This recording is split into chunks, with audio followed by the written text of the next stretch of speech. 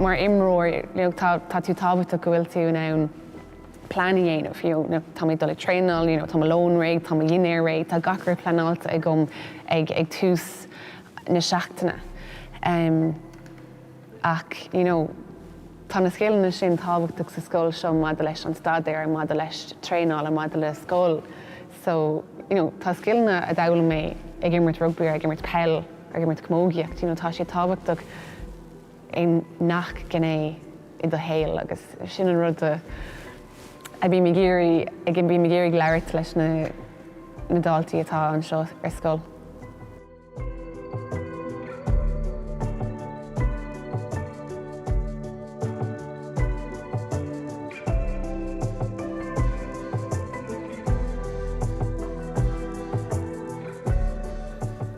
Bhí mé an óg nuair a thosaigh mé gimmert leis an Fréin Síonseach. Bhí mé ach 7 mbliana déag nuair a thosaigh mé sa mí anar an bhliain sin 2008. Bhí mé anna muoíach ag an uair sin, bhí mé 6 bliana déag agus bhí mé gimmert le cúndaí an Chláir sa camógaíocht agus sa Peil. Bhí mé gimmert ar an páirc céine le Uile Griffin agus Tammy Heather agus aici agus na marrá láidir sin agus bhí mé just ar bís a bheith ag immert leo. So I 2008 bhí an tálinn greibh firm banistíocht ionsacha goin.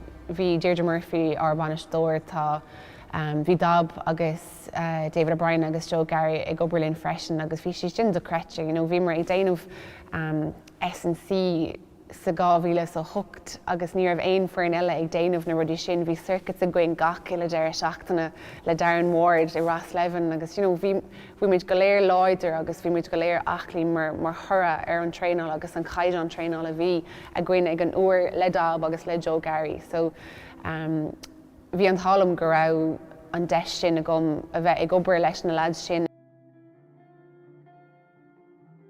Bhí go leor comórtas ann idir na himróirí ar an uair sin. Bhí mé ag fécintar Louise Henshey agus Niamh Keane agus ag I gcónaí ag pushing the standards ar an park agus ar an park tréineáil a freisin.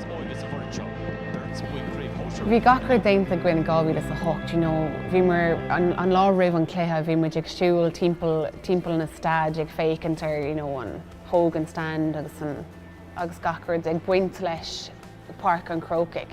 Agus ní raibh an béim sin ar an cléthe. Bhí gachard dírithe ar an ócáid in áit an cléthe sin. Agus 2009 ní raibh sé sin ann, bhí an béim go thomláin ar an cléthe.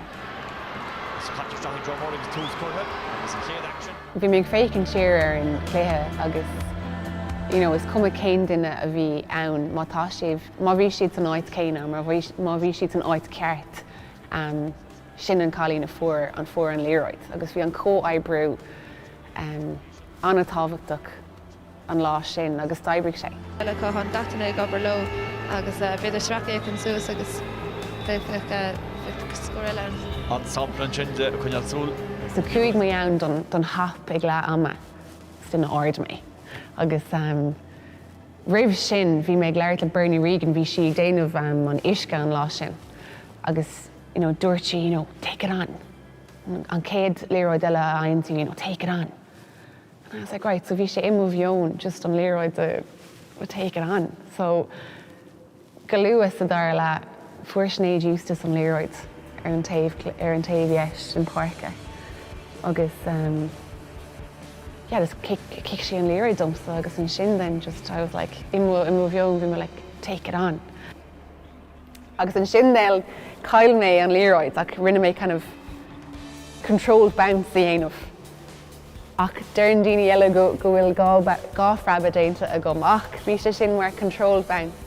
Ach fuair mé an cúil sin just duscail gachar down ar an lá sin. Agus fuair mé an cúil sin agus tá pictiúir ionach a gom ar móbhaile bháil just ag ceiliúra an cúil sin. So nuair tháinig an buzzer, tháinig ní leis go fearr mBan ar an park agus rug sí gráimmerm agus bhí mé ann chun aglah dhéanamh, agus nuair a phliú gom céir bhí ag tarlú ach bhuaigh mé léich na himmartha an láistin. Agus obviously bhí mé go thomláin buíochasach agus bhí as an dainm nuair bhuaigh mé an dúis sin.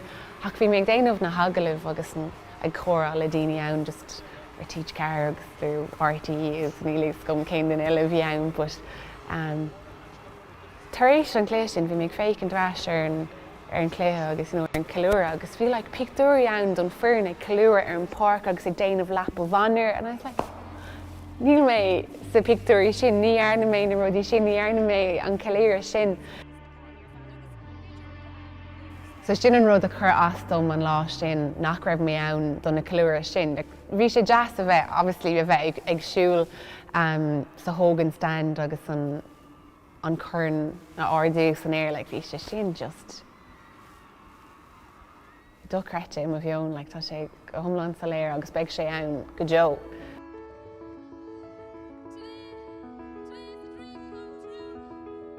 So bhí mé maile clíos a thosaigh mé ag imrit le naomh mar nóg, so bhí mé ag imrit le naomh mar nóg a Port Marnock na seachtar, the sevens atá siúil sa clé ceannis na hÉireann sa deir seachtainna sin, agus bhí fearr ann ag scoutáil donna rugby, ag fécint ag brathnú ar na cluichí agus ag brathnú ar na imróí éagsúla, just chun iad a fiocha amach agus bin like, okay, tusa, right, tarlum agus imar rugby. And so hála sé mar seans.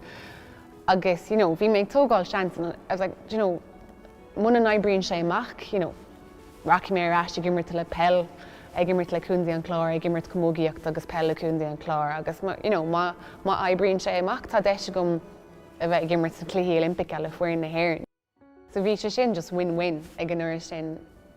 Is imróir idirnáisiúnta mé inis ach thosaigh mé ag imirt ar an caighdeán seo agus mé ag imirt Peil agus comógaíocht, mar dúirt mé bhí Dab, Joe Gary, Deirdre Murphy ag Oberlin i 2008 agus 2009 agus bhí leibhéal ord agus leibhéal profisiúnta gar miúil ag an uair sin ar an foireann agus bhí na caighdeán ar an foireann sin ord. Some fós ag imirt Peil, an bhliain se chatte bhúmar an craobh an cúnta, so cúig mé ar ais nuair bhí sosa gom ón rugby, so tá fós inrá le Peil Ghaelach ach just tá sé deachar an am aáil chun Peil a imirt.